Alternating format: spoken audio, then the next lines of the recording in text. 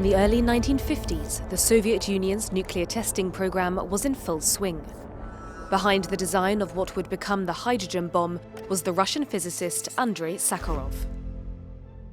In 1955, he realized with stark clarity after some conversations with the Soviet military that he had been instrumental in giving the most terrifying weapon to the government without having any control over its use.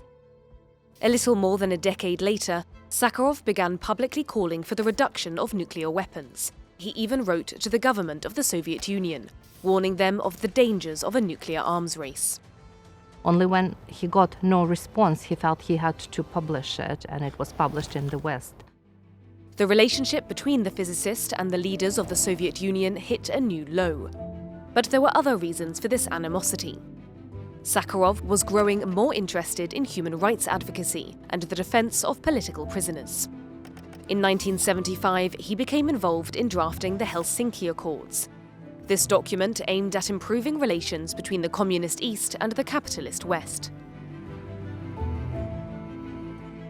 What the Soviet leaders didn't anticipate was that somebody would read the following articles, and the Article 7 of the Helsinki Accord, called Respect for Human Rights and Fundamental Freedoms. That year, Sakharov was awarded the Nobel Peace Prize. He continued to be the moral authority and kind of a grand figure of the dissident movement. By this point, Sakharov had become a thorn in the side of the Soviet Union authorities. They sent him into exile in the Russian city of Gorky, where he spent 7 years. He was kind of exiled without a court decree and put under a regime which was reminiscent of a house arrest, although it wasn't called like that. After his release, the dissident turned to national politics, where he remained active until his death in 1989. More than a century after Sakharov's birth, his spirit is still very much alive and relevant today.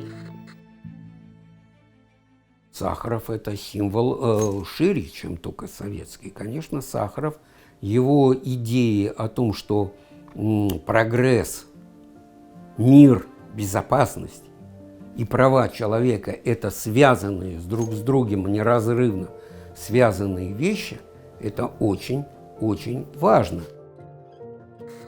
In 1988, the European Parliament created the Sakharov Prize for Freedom of Thought to honor the Russian dissident's work. Sakharov supported the prize, knowing it would encourage human rights defenders. In 2009, the International Civil Rights and Historical Society Memorial won the award. И когда тот человек, с которым мы начинали вместе, да, вот работу мемориала, его премия приходит в мемориал, это очень лестно. Это очень лестно.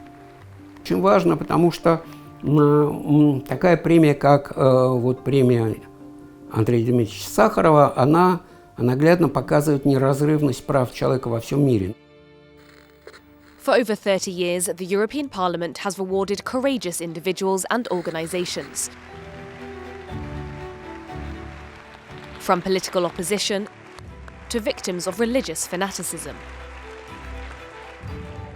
Это как показатель для остального мира, что все можно решить мирно, спокойно, с достоинством. The principle of this award is this person have expressed his freedom of thought and he dedicated his life to human rights. Este premio nos refuerza. Este premio nos da más energía para seguir luchando por los valores y principios de la democracia que ustedes comparten. نحن ننظر إلى أوروبا رمزاً للإنسانية، فأوروبا تثبت اليوم بأنها كذلك بالفعل. The ongoing work of the Sakharov Prize ensures the European Parliament continues to shine a light on the work of human rights defenders, wherever they are.